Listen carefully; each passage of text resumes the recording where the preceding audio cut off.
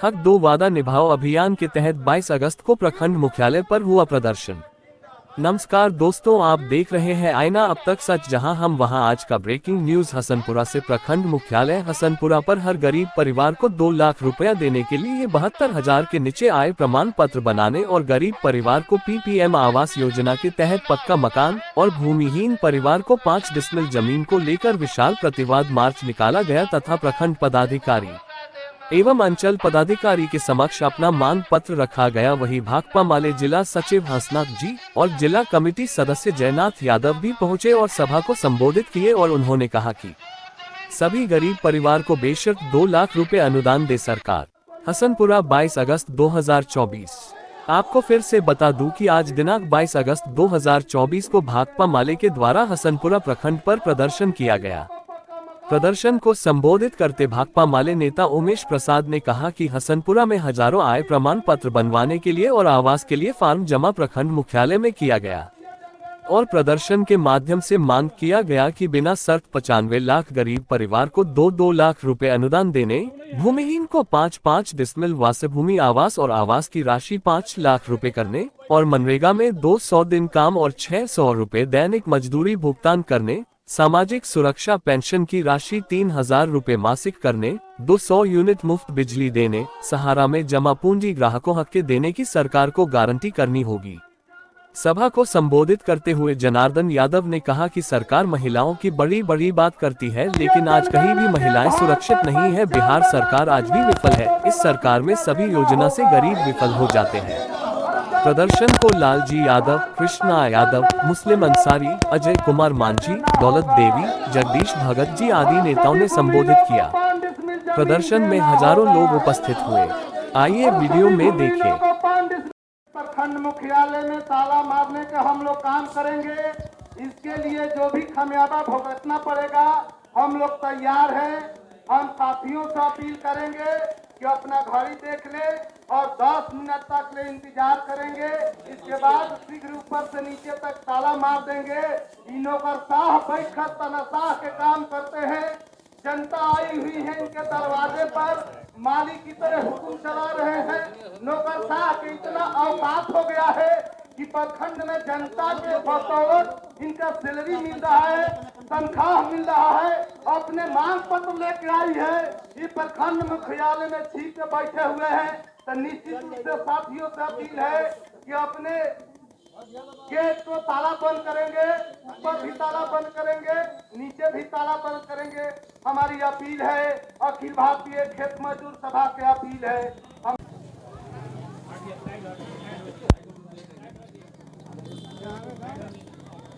होश में आओ, होश में आओ, होश में आओ। सही पर रोक लगाओ, रोक लगाओ, रोक लगाओ। इनकलाब जिंदाबाद, जिंदाबाद, जिंदाबाद।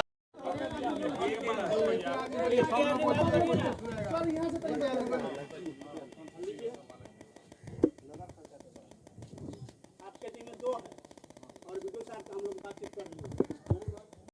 अगर वो सही है तो सही हो हुआ है बने तो आप लोग जब ऑनलाइन अप्लाई करेंगे ना तो उसमें अपना को सबूत डाल दीजिए। ये हमारा आय का प्रूफ है, हमारा बैंक अकाउंट स्टेटमेंट है ना। हसनपुरा में प्रखंड की जनता फॉर्म लेकर के पहुंची हुई है और माननीय सीओ साहब ताला बंद करके फरार हो गए थे।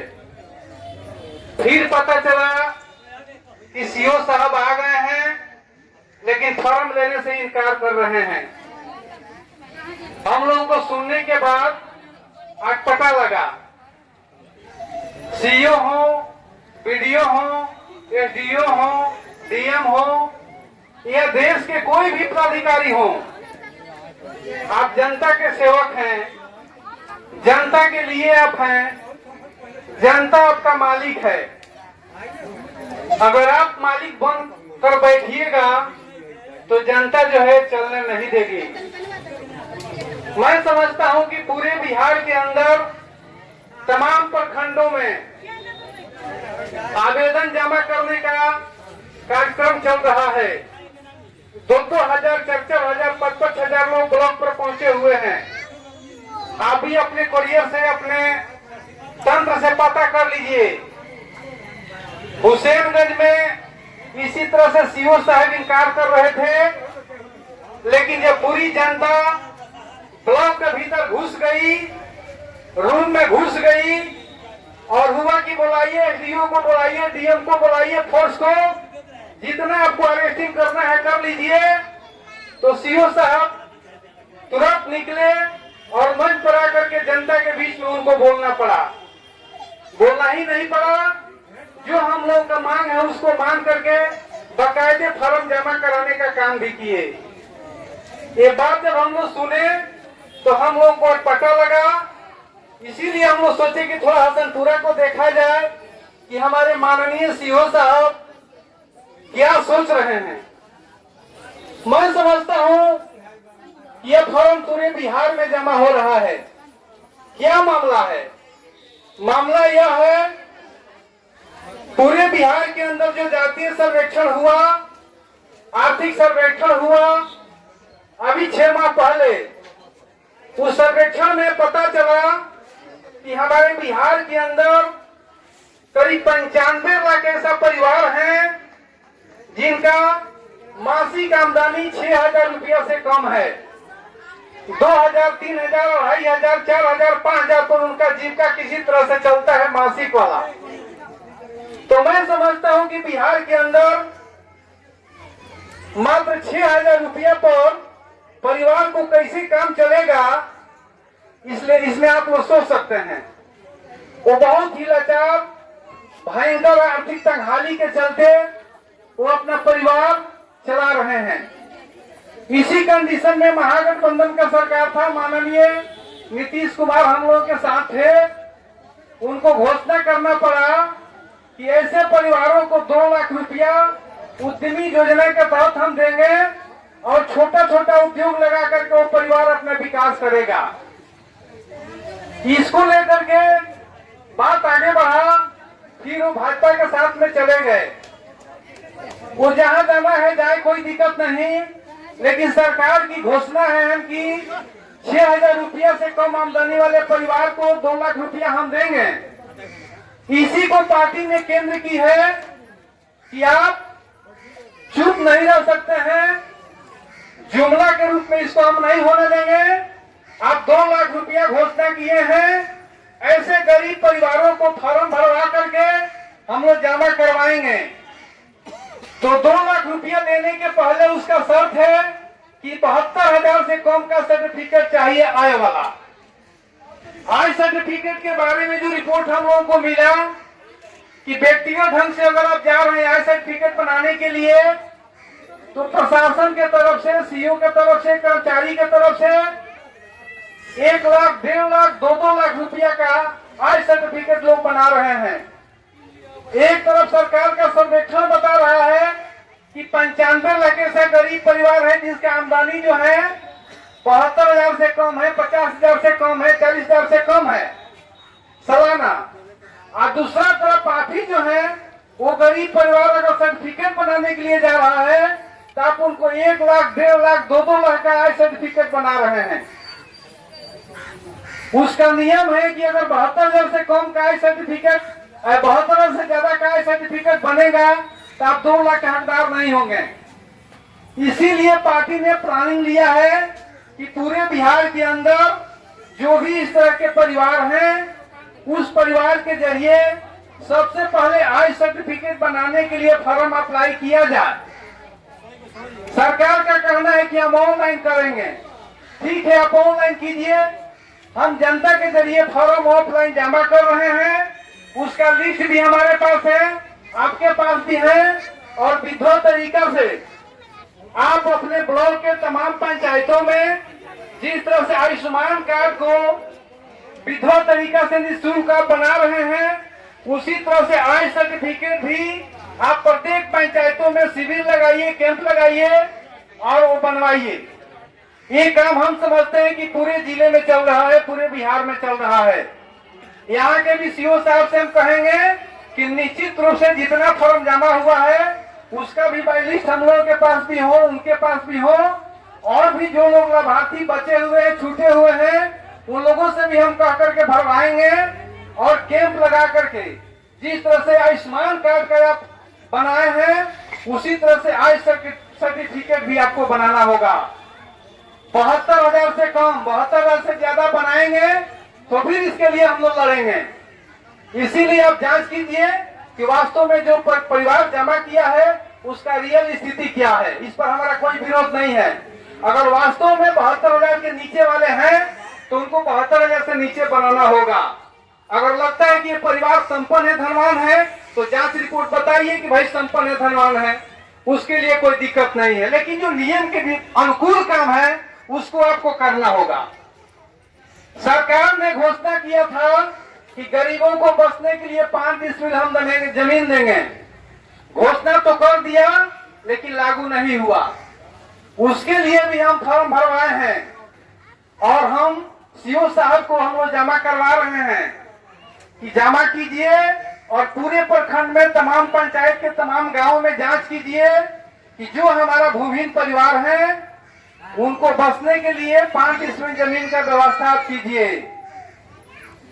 इसी तरह से माननीय प्रधानमंत्री भी घोषणा किए थे कि 2022 के पहले जो भी गरीब लोग हैं सबको पक्का मकान हम देंगे। घोषणा तो कर दिए लेकिन पक्का मकान नहीं बना। उस पर भी हम लोग फॉर्म भरवा करके जमा कर रहे हैं। हम लोगों का मांग है कि वो प्रधानमंत्री आवास योजना हो या मुख्यमंत्री आवास योजना हो, आप पता कीजिए, जांच कीजिए और वास्तव में जो परिवार उस तरह का है उसको पक्का मकान दीजिए।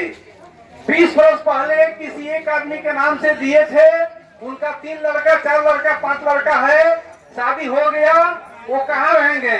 उनको भी पक्का मकान की जरूरत है। तो मैं समझता हूँ कि पक्का मकान के सवाल पर, 5 डिसमिल जमीन के सवाल पर और सभी गरीबों को 2 लाख रुपया लेने के लिए आय सर्टिफिकेट के सवाल पर पूरे बिहार में आवेदन जमा कराया जा रहा है। निश्चित तौर पर सीओ बीडीओ साहब से हम कहेंगे कि गंभीरता से विचार कीजिए और इसको निदान कीजिए। दूसरी बात ये भी हम कहना चाहेंगे कि अभी जो है 20 अगस्त से पूरे बिहार के अंदर बिहार सरकार ने जमीन का सर्वे कराना शुरू कर दिया है।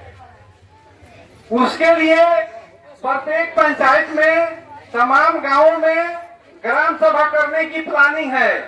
मैं समझता हूं कि यहाँ के जो भी हमारे पार्टी के नेता लोग हैं इस पर भी सीओ बीडीओ साहब से विस्तृत जानकारी लें, उनसे लिखित लें कि जो सरकार ने सर्वे कराने का काम शुरू किया है उसका क्या प्लानिंग है, क्या योजना है, इसका भी घोषणा सीओ और बीडीओ साहब को जनता के बीच में करना होगा, इसको भी बताना होगा।